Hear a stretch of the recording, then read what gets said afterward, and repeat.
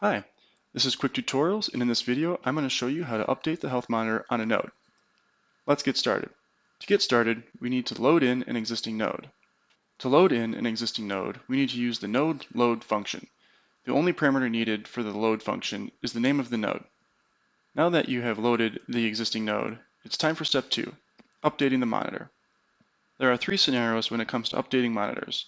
One scenario is when the node has a single monitor, the next scenario is when the node has multiple monitors, and the last is when there are minimum successful monitor requirements. We will take a look at the single monitor first. As you can see, our loaded node has the monitor gateway ICMP. We can go ahead and update the monitor with the node update function, which takes in the monitor name as a parameter. As you can see, once we update the monitor, it is updated immediately. Now let's take a look at an example where a node has multiple monitors. We will go ahead and load in a node like we did in our first example using the node load function. Looking at the monitor, you can see it is a little different. To set the node to use multiple monitors, simply use the AND operation to string together multiple monitor names. We will go ahead and update the monitor to use only 2 monitors instead of 3. As you can see, updating the node monitors is pretty straightforward. There is one more option for node monitors, and that is the option for minimum successful monitors, or what F5 calls an availability requirement. I will show a quick example of what that looks like now. I have loaded in my node, and when I look at the monitor, you can immediately tell the difference.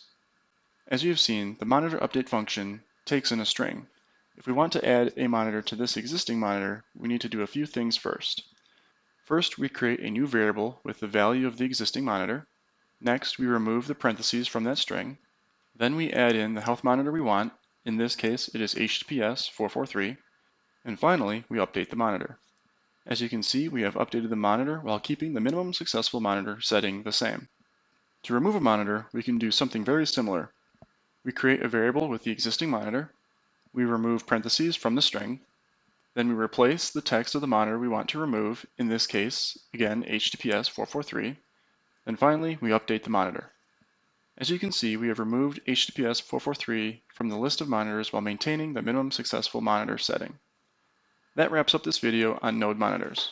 Hopefully you have found this video helpful, and thanks for watching.